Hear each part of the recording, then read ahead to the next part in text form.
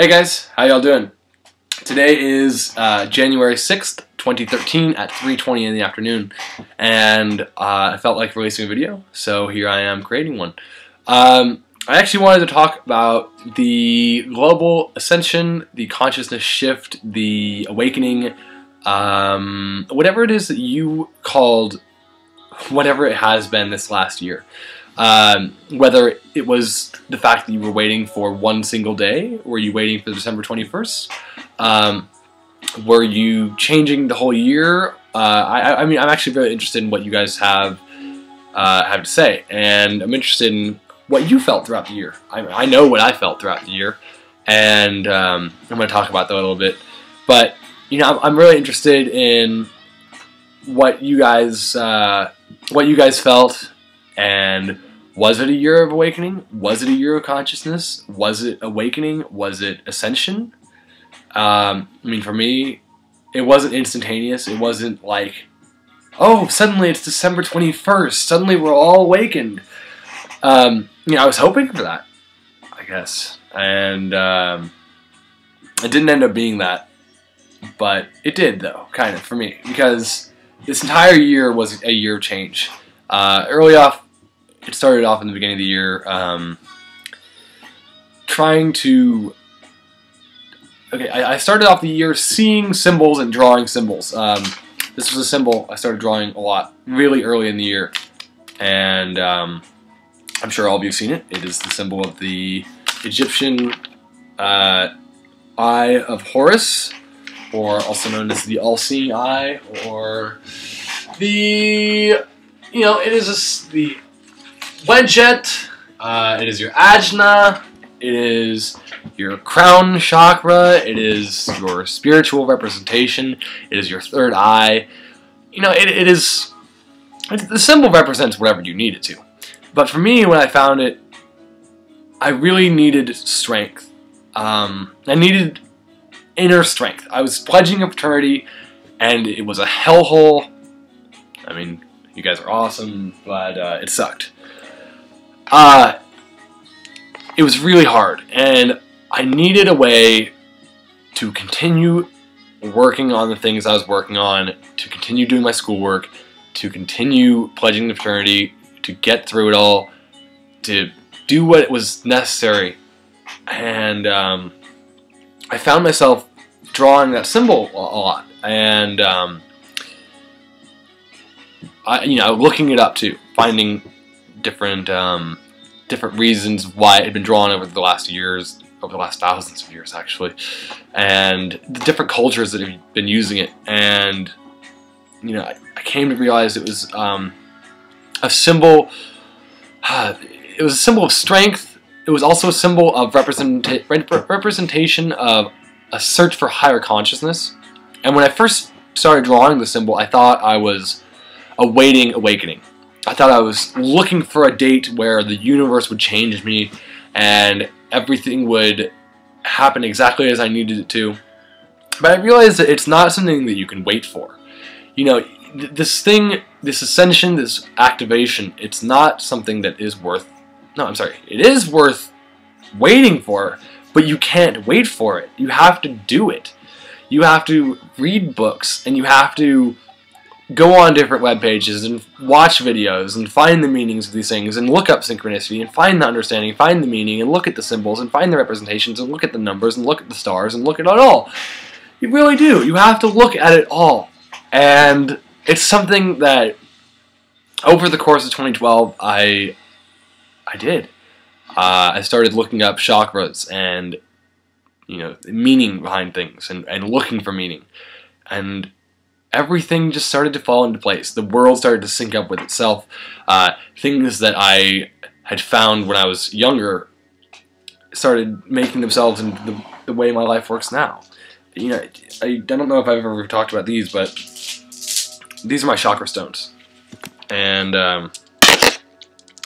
what happened with these was when I was around 11 or 12, I randomly went into the La Brea Tar Pits, just the museum at the La Brea Tar Pits, and I ended up getting these random rocks. And the funny thing about them is I found them 8 years later after I had put no thought behind them. I didn't think they meant anything. They were just some rocks I bought. But the funny thing was, I found them 8 years later during my quest for spiritual awakening, during my own activation. And what's funny is I had one rock to represent each chakra. I had a red, an orange, a yellow, a green, a blue, an indigo, and a violet rock. And I also had one black and one white rock. Interesting. So I had 9 rocks, 7 were for the chakras, 1 was for each duality. So 1 was for each hand, while the rest were for the center of my body. And you know, these were something of a representation. They were a synchronicity. They synced up. They became synchronized with an event that happened in my life, and I attributed meaning to it. I gave it meaning. So the universe is only as meaningful as you want it to be. Interesting, right? So if you're in this world and you search for something, and you search and you look and you want to find it, and for me that thing was spiritual awakening. I couldn't just wait for it anymore. I had to actively look for it. And that's what this ascension was. You know, all through December of 2012, I remember feeling the energies of the universe and noticing things becoming strange. The disharmonics in the world were very clear to me. There was, you know, the fact there were shootings, unfortunately.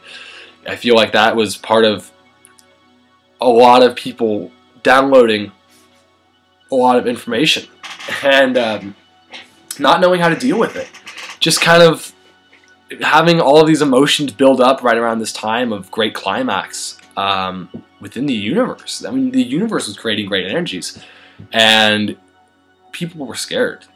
They didn't know what to think. They didn't know how to react. They didn't know how to respond. So they responded with a world of fear. And, you know, I realized that I was looking at the world with as much love as I could possibly give it. And I was trying to receive as much love as I could get, because love is what makes the world bearable. Really, if you live in the world and you're constantly in fear, you have a terrible existence. And I'm sorry for people who that exists for, but fear is negative. Love is positive. And you know, this whole year, I started to look inward at myself, to realize myself, to find myself not looking at the past and hoping to change it, or expecting to change it, because it's the past, and not looking to the future and expecting to understand it. How could I? It hasn't happened yet. I mean, maybe I'll have winks and blips and deja vus and dreams and perceptions and clairvoyancy, but you know, that's all subjective. It doesn't. Who knows if that's actually true? But what I eventually realized is, I'm here. I'm here now. I'm in this moment, and I have the power to change what I'm doing now. And I've kind of realized that we are free. Every one of us. You know, you are free. You are free. You're free in mind. You are free to think exactly what you want in this life, in this moment, right now. I'm free to think right now. I'm free to throw my laptop across the room if I wanted to. Ah! I'm not going to do that because I have no need to. But all I'm saying is, if you want to change something in the world, you can't wait for it.